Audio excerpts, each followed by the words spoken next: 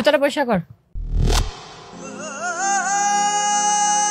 হ্যাঁ দিতে আছি, আমি ওই যে ছেঁড়া জুতা এটা শেষ করে আপনারটা দিতে আছি। পরে মানে? ম্যাডামের জুতা আগে পরিষ্কার কর, বাকিগুলো পরে করবি। দ্রুত ম্যাডামে শেষ কর। মেঘ, তুমি এখানে কি করতেছো? মেঘ, মেঘ তুমি বাইচা আছো? তুমি এতদিন কোথায় ছিলা? আমি তোমার কত জায়গায় খুঁজছি। মেঘ উঠো। আরে কি কইতেছেন? আমার নাম তো আবুল। ম্যাডাম আপনি কি মাথা খারাপ হয়ে গেছে? আপনি কি বলতেছেন? মানে রাস্তার একটা মুচিকে আপনি চিনেন, তার সাথে এইভাবে বিহেভ করতেছেন? আমি তো কিছুই বুঝতেছি না। না, ওর নাম মেঘ, ওর নাম আবুল না। বিশ্বাস করো আমি ওকে চিনি, আর ও হচ্ছে আমার। ম্যাডাম আপনি এগুলো কি বলতেছেন? ও তো একটা মুচি। একটা মুচি কি করে আপনার হাজবেন্ড হয়?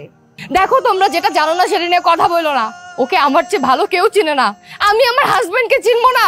আর ও তো আমার হাজবেন্ড মেঘ, ও আবুল হয় কি করে? ওকে জানো না আমি কত জায়গায় খুঁজছি, ওকে আমি খুঁজে পাই নাই। আমি ভাবছি যে ও মনে হয় মারাই গেছে। 5টা বছর যাবত আমি ওকে খুঁজতেছি। সবাই আমাকে বলতো যে আমার হাজবেন্ড মারা গেছে, আর জীবনে ওকে আমি খুঁজে পাবো না। আমি তো ভাবছিলাম যে সত্যি সত্যি মনে মারা গেছে, কিন্তু না, এই যে ও আমার সামনে জ্যান্ত দাঁড়ায় আছে, এই যে আমার মেঘ।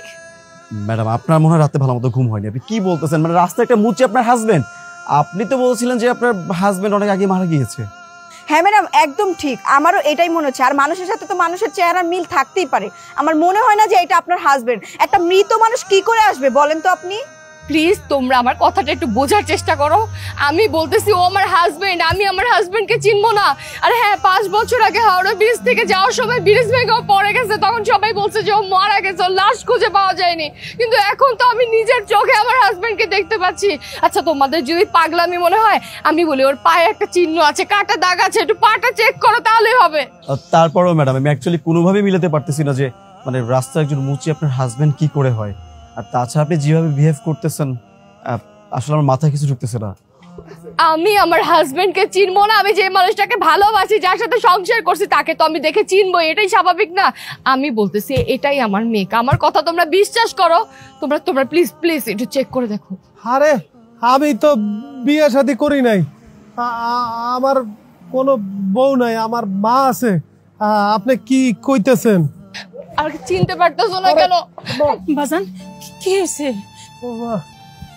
এই যে উনি কয় আমি আর স্বামী, আমার তো বউ নাই, আমার মাথা ঘুরে। মা বাবা বাবা বাবা, তুই তো প্রেশার নিস না, আমি কথা বলতেছি, একটু শান্ত। আপনি ওর মা? হ মা, আমার পোলা। আচ্ছা আন্টি, আপনি সত্যি করে বলেন তো, এটা কি আপনার আসল ছেলে? ও আপনার নিজের ছেলে? মা আমি সত্যি কথা কই, ওই যে আমগেনে নদী আছে না, এই নদীর পারে পোলাটার আমি অজ্ঞান অবস্থা পাইছিলাম। অনেক মানুষ ছিল, সবাই কইছে যে মইরা গেছে। কেউ ধরতে চাইছিল না, কারণ মরা মানুষ ধরলে তো মামলা খাইবো, শুধু শুধু বিনা দোষে মানুষ ফাঁসবো, এর লেগে কেউ ধরে নাই। পরে আমি যাই দেখি পোলাটা পানি পানি করে চিল্লাইতেছে। পরে আমি পানি দিলাম, নাম জিগাইলাম, কিন্তু কিচ্ছু কইতারে না, কারণ ওর মাথায় ব্যথা পাইছে, মা অনেক আঘাত পাইছে। ওই থেকেই আমি ওর নাম রাখছি আবুল, কারণ আমি তোর নাম টাম কিচ্ছু জানি না, ওর কে আছে না আছে কোনো খবর নাই। কোনো ওর মুখ থেকে যদি আমি কথাই না বাইর করতে পারি তাহলে আমি জানবো কেমনে মা যে ওর কে আছে?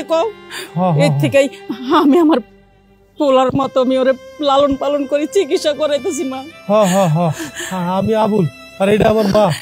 তার মানে এটাই আমার মেয়ে, আমার স্বামী। আমি ভাবছিলাম ও মারা গেছে, ও বেঁচে আছে।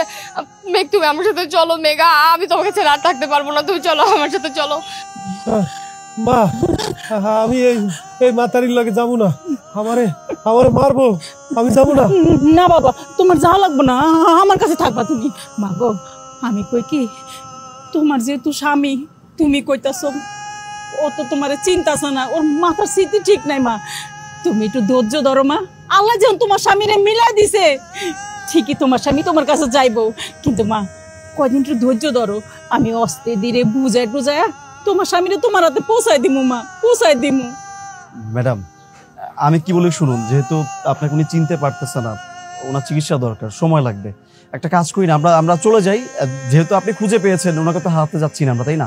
ওনার চিকিৎসার জন্য যত টাকা পয়সা যা লাগে আমরা তো আছি, আমরা হেল্প করবো, আমরা আপনার সাথে আছি, আপনি সময় দিন। উনি ওনার মায়ের কাছে থাকুক, ওনার মা ওনার টেক কেয়ার করুক, প্লাস আমরা ডক্টরকে বাসায় পাঠাবো। ডক্টর গিয়ে যখন সুস্থ হবে তখন আপনাকে যখন চিনবে তখন না হয় আপনি বাসায় নিয়ে গেলেন। কি বলিস শিফা? না, আমি আমার হাজবেন্ডকে রেখে কোথাও যাবো না, আমি ওকে এখান থেকে নিয়ে যাবো। মেঘ চলো তুমি আমার সাথে, চলো প্লিজ, পাগলামি করো না, চলো আমার সাথে। মা তুমি বিশ্বাস রাখো আল্লাহর প্রতি, দেখবা একটু সুস্থ হইলে আমি তোমার কাছে পৌঁছে দেবো তোমার স্বামীরে। মা তুমি এখন যাও, মা যাও। চলো ম্যাডাম রিল্যাক্স, আমরা তো আছি, আপনি চলুন আমার সাথে।